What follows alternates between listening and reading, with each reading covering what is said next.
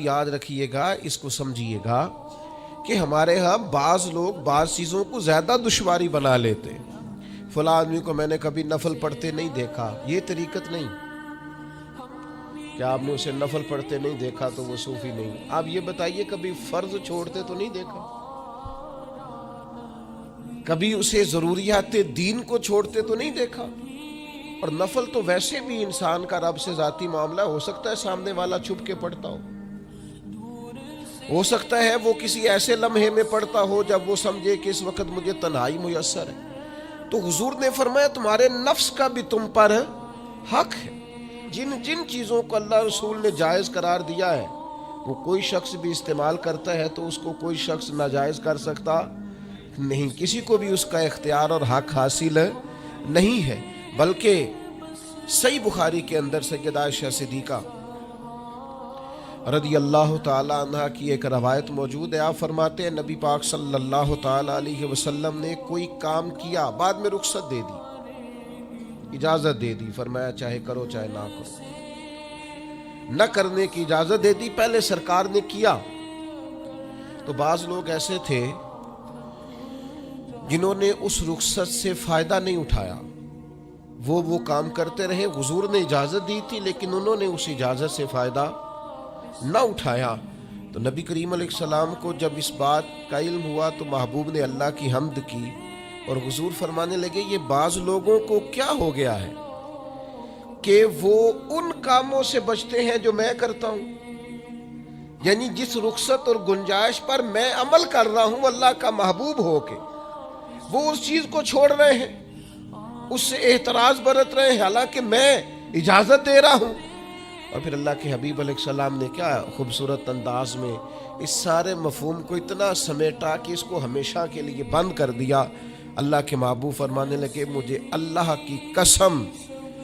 میں تم سب سے زیادہ رب کو جانتا ہوں اور میں تم سب سے زیادہ اللہ سے ڈرتا ہوں۔ تو جب میں کسی گنجائش پہ عمل کر رہا ہوں، جب میں کسی ضرورت پر عمل کر رہا ہوں، یہاں ایک دوست تشریف لائے ہمارے پاس تو وہ ہمیں مشورہ دینے لگے کہ آپ کے ہاں بچوں کو چھٹی ہوتی ہے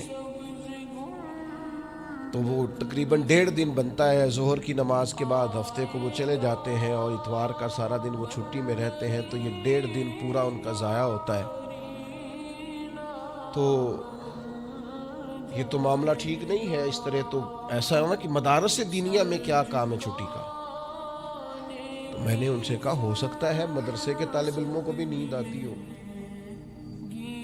سکتا ہے ان کا بھی کبھی کسی گراؤنڈ میں جا کے کھیلنے کو جی چاہتا ہو سکتا ہے یہ بھی اسی طرح کے لوگ ہوں جس طرح کے عام بچے ہوتے ہیں، ہو سکتا ہے وہ ساری خواہشات ان کے اندر بھی پائی جاتی ہوں جو باقی لوگوں کے اندر پائی جاتی ہیں۔ آپ وہ پابندیاں کیوں لگاتے ہیں جو پابندی اللہ رسول نے نہیں لگائی؟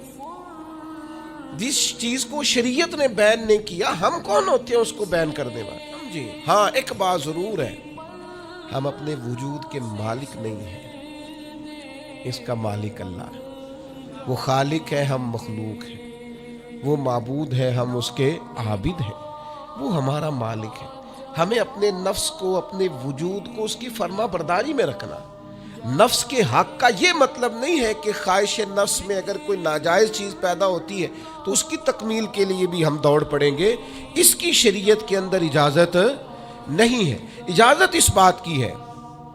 کہ جن چیزوں کو شریعت نے جائز قرار دیا ہے آپ اگر ان کا حصول چاہتے ہیں، آسانی چاہتے ہیں تو آپ ضرور ان کو اختیار کریں، کوئی منع والی بات نہیں ہے۔ میں نے کہا بعض لوگ نا بعض چیزوں پر شدت کرتے ہیں، یعنی نبی کریم علیہ السلام کے صاحبزادہ